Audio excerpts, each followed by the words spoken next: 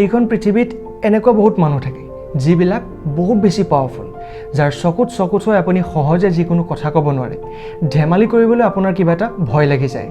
সৰু সাধাৰণ কথা এটা তেওঁলোকক ক'বৰ বাবে আপুনি হাজাৰবাৰ চিন্তা কৰিব লগা হয়। এনেকুৱা কি গুণ আছে তেওঁলোকৰ গাত যাৰ বাবে তেওঁলোকক দেখাতে ইমান বেছি পাৱাৰফুল নিচিনা লাগে?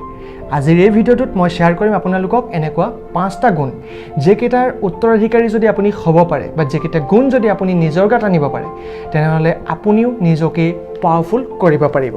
চ' লেটছ ষ্টাৰ্ট দ্য ভিডিঅ'। তাৰ আগতে যদি চেনেলত নতুনকৈ আহিছে, ছাবস্ক্ৰাইব কৰি বেল আইকন প্ৰেছ কৰিবলৈ নাপাহৰিব, কাৰণ মই সদায় আপোনালোকক এনেকুৱা কিছুমান ভিডিঅ' আগবঢ়াওঁ যিবিলাক ভিডিঅ'য়ে আপোনাক জীৱনত আগবঢ়াত সহায় কৰিব। নম্বৰ 1 হৈ গ'ল, তেওঁলোক সদায় চাইলেণ্ট হৈ থাকে। প্ৰতিজন পাৱাৰফুল ব্যক্তিয়ে কেতিয়াও জোখতকৈ বেছি কথা নকয়। লাগিলে কিবা আলোচনাত হওক, কিবা আড্ডাতে হওক, তেওঁলোকে খুব কমটি কথা কয়। তেওঁলোকৰ মুখৰ পৰা আপুনি খুব কমহে বেছি শব্দ শুনিবলৈ পাব। এনেকুৱা বহুত ব্যক্তি কম থাকে যিসকলে বহুত বেছি কথা কয়, চেলেপো হয় আৰু তেওঁলোকে জীৱনত পাৱাৰফুল হ'ব পাৰে। যদি আপুনিও পাৱাৰফুল হ'ব বিচাৰিছে, তেনেহ'লে কথা আজিৰ পৰা কমকৈ কৰিবলৈ লওক। আপোনাৰ এটা নিজস্বতা গঢ়ি তোলক আৰু এনেকুৱা বনাই তোলক যাতে আপোনাক ইমান সহজে কোনেও পাত্তা নাপায়, ইমান সহজে যাতে আপোনাক কোনেও বুজি নাপায়। আপুনি নিজেই মন কৰক, আপোনাৰ গ্ৰুপত, আপোনাৰ ওচৰে পাজৰে যিসকল পাৱাৰফুল ব্যক্তি থাকে, তেওঁলোকৰ মুখৰ পৰা খুব কমটি শব্দ আপোনালোকে শুনিবলৈ পায়। তেওঁলোকৰ কথা ক'বলৈ ভয় লাগে। যিকোনো আলোচনাত যদি তেওঁলোকে ভাগ লয়, তেওঁলোকে মাত্ৰ শুনি থাকে, কিন্তু মুখেৰে ইমান শব্দ নকৰে। নম্বৰ 2, তেওঁলোকে কথা সদায় কম কয় আৰু কাম বেছিকৈ কৰে। আমাৰ সমাজত 2টা টাইপৰ মানুহ দেখা পাওঁ। এইখিনি হৈ গ'ল কথা জোখতকৈ বহুত বেছি, কিন্তু কামৰ নামত জিৰ'। মই জীৱনত এইটো কৰিম, মই জীৱনত সেইটো কৰিম, মই এখন গাড়ী কিনিম, মই 10 কোটি টকা ইনকাম কৰিম, মই বিজনেছ কৰি আকাশ চুই দিম, মই চবকে তহঁতক কিনি ৰাখিব পৰা পইচা ইনকাম কৰিম। কিন্তু ৰিয়েল লাইফত তেওঁ এনেকুৱা একো কামেই কৰিব নোৱাৰে যাৰ দ্বাৰা তেওঁ সেই সপোনখিনি বা তেওঁ কোৱা কথাখিনি বাস্তৱত পৰিণত কৰিব পাৰে। এনেকুৱা মানুহক আচলতে আমি কোনেও পাত্তা নিদিওঁ। আমি সকলোৱে তেওঁলোকক চেলেপো বুলি কওঁ, উস্তাদি বুলি কওঁ। কিন্তু যিসকল পাৱাৰফুল ব্যক্তি, তেওঁলোকে কথা খুব কমকৈ কয়। তেওঁলোকে নকয় যে মই এখন গাড়ী কিনিম, কিন্তু দামীতকৈ দামী গাড়ীখন তেওঁলোকৰ ওচৰত থাকিব। তেওঁলোকে নকয় মই বিদেশত ফুৰিবলৈ যাম, কিন্তু দেখা পাব তেওঁ বিদেশত ফুৰিবলৈ যোৱা। তেওঁ নকয় যে মই প্ৰপাৰ্টি গঢ়ি মই ডাঙৰ বিল্ডিং বনাম, কিন্তু কিছু বছৰৰ পিছত দেখা পাব তেওঁৰ বিশাল প্ৰপাৰ্টি, বিশাল বিল্ডিং আৰু বহুত বেছি টকা পইচা। পাৱাৰফুল মানুহসকলে কথা কোৱাতকৈ বেছি গুৰুত্ব দিয়ে কাম কৰাত। গতিকে আপুনি যদি জীৱনত পাৱাৰফুল হ'ব বিচাৰিছে, তেনেহ'লে যিমান বেছি আপুনি কথা কৈ আড্ডা পিটি আপোনাৰ সপোনবোৰ জাহিৰ কৰি ভাল পায়, সিমানেই কিন্তু নিজৰ টাইম নষ্ট কৰিছে। তাতোতকৈ বেষ্ট হৈ গ'ল আপুনি আপোনাৰ সপোনটোত গুৰুত্ব দিয়ক। তাৰ বাবে যিকেইটা কাম কৰিব লাগে, দিন ৰাত মেহনত কৰি একাকাৰ কৰক। আপুনি কি জীৱনত বিচাৰিব আৰু আপুনি কি কৰিব, আপোনাৰ ওচৰত কি ভৱিষ্যতে থাকিব, সেইবোৰ কথা মানুহক জনাই সময় নষ্ট কৰাৰ কোনো প্ৰয়োজন নাই। আপুনি কৰি দেখুৱাওক, মানুহে সময়ত নিজেই গম পাব আপুনি কোন হয় আৰু আপোনাৰ ওচৰত বৰ্তমান সময়ত কি আৰু কেনেকুৱা আছে। নম্বৰ 3, পাৱাৰফুল মানুহৰ ওচৰত সদায় এটা বেকআপ প্লেন থাকে। আমাৰ জীৱনত আমি যিকোনো এটা সপোন দেখি যেতিয়া আগবাঢ়ি যাওঁ, সেই সপোনটোত আমি বহুত বেয়াকৈ লাগি পৰোঁ। আৰু যদি এই সপোনটোত আমি কেতিয়াবা কিবা কাৰণত ছাকচেছ এচিভ কৰিব নোৱাৰোঁ, আমাৰ সময় গুচি যায়, আমি ভাগৰি পৰোঁ, জীৱনটোত হাৰ মানি লওঁ আৰু আমি জীৱনটোত এজন ছাকচেছফুল ব্যক্তি হোৱাৰ পৰা দূৰত থাকোঁ। এজন দুৰ্বল ব্যক্তি হিচাপে জীৱনত আমি বাস কৰোঁ, মানসিকভাৱে ভাগি পৰোঁ। কিন্তু যিমানবোৰ আপুনি পাৱাৰফুল ব্যক্তি দেখা পাব, তেওঁলোকৰ যিটো পজিশ্যন আছে, হয়তো সেই পজিশ্যনটো তেওঁলোকৰ সপোন নাছিলে, হয়তো তেওঁলোকৰ সেই সপোনটো বেলেগ আছিলে, কিন্তু তেওঁলোকৰ ওচৰত আচলতে সদায় এটা বেকআপ প্লেন থাকে। যদি কিবা কাৰণত এইটো তেওঁ ফেইল হৈ যায়, তেনেহ'লে তেওঁ এনেকুৱা কি প্লেন আছে যিটো প্লেনিঙৰ দ্বাৰা তেওঁ সেই পৰ্যায়খিনি পাব পাৰিব বা এটা সমপৰ্যায়ৰ বেলেগ কামত নিজকে স্থাপন কৰিব পাৰিব, যাৰ দ্বাৰা তেওঁ কোনেও কেতিয়াও ফেইলিয়াৰ বুলি ক'ব নোৱাৰিব। গতিকে আমি দেখা পাওঁ পাৱাৰফুল ব্যক্তিসকল পাৱাৰফুল এই কাৰণে, কাৰণ তেওঁলোকে জীৱনত কেতিয়াও ফেইল হোৱা দেখা নাপাওঁ। আচল কথা সেইটো নহয়, জীৱনত তেওঁলোকে বহুবাৰ ফেইল হয়, কিন্তু কেতিয়াও হাৰ নামানে। আৰু তেওঁলোকৰ ওচৰত আটাইতকৈ বেছি ইম্পৰ্টেণ্ট বস্তু এটা থাকে, সেইটো হৈ গ'ল এটা প্ৰপাৰ বেকআপ প্লেন, যাৰ বাবে তেওঁলোকে জীৱনত আচলতে কেতিয়াও ফেইল নহয়। আৰু আমি জীৱনত কৰা ডাঙৰ ভুলৰ ভিতৰত এটা হৈ গ'ল আমাৰ ওচৰত কেতিয়াও কোনো ধৰণৰ বেকআপ প্লেন নাথাকে।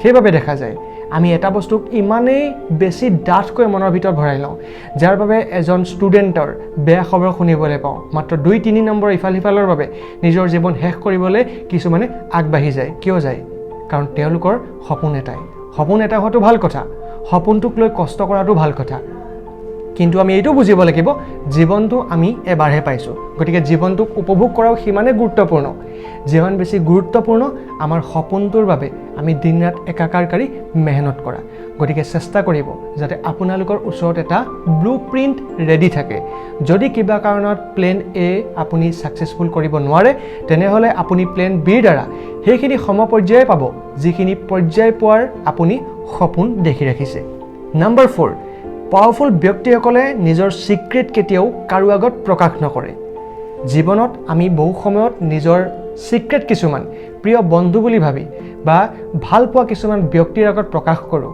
যিবোৰ সিক্ৰেটে আমাৰ জীৱন পৰ্যন্ত ধ্বংস কৰিব পাৰে যিবোৰ সিক্ৰেটে আমাৰ চলি থকা জীৱনটো দৈনন্দিন জীৱনটোত গণ্ডগোলৰ সৃষ্টি কৰিব পাৰে আমাক মানসিকভাৱে ভাগি দিব পাৰে তাৰ পাছতো আমি বিশ্বাস কৰি কিছুমান এনেকুৱা কথা এনেকুৱা মানুহক শ্বেয়াৰ কৰোঁ যে তেওঁ বিশ্বাসত ৰাখিব কিন্তু কিছু ভুলৰ বাবে সেই কথাবোৰ যদি সমাজত লিক হৈ যায় তাৰ পিছত আমি তাৰ ফল ভুগি থাকোঁ এনেকুৱা হয়তো আপোনাৰ লগত বহু সময় হৈ গৈছে আপুনি বহু ঠাইত শুনিবলৈ পাব বহু ঠাইত দেখিবলৈ পাব আৰু বহু ঠাইত আপুনি নিজেও হয়তো অভিজ্ঞতা পাইছে গতিকে মনত ৰাখিব যদি আপুনি জীৱনত পাৱাৰফুল হৈ থাকিব বিচাৰিছে শক্তিশালী হ'ব বিচাৰিছে নিজৰ যিখিনি সিক্ৰেট সেইখিনি সদায় নিজৰ লগত ৰাখক নতুবা আপুনি পাহৰি যাবৰ চেষ্টা কৰক কোনো প্ৰয়োজন নাই আপুনি প্ৰিয়জনৰ লগতে হওক বা আপোনাৰ প্ৰিয় বন্ধুৰ আগত আপুনি শ্বেয়াৰ কৰক মানুহৰ মন কেতিয়া সলনি হয় সেয়া ভগৱানেও গম নাপায় গতিকে আপুনি এনেকুৱা আপোনাৰ কোনো সিক্ৰেট আপুনি কাৰো আগত শ্বেয়াৰ নকৰিব যিখিনি সিক্ৰেট যদিহে সমাজত ওলাই পৰে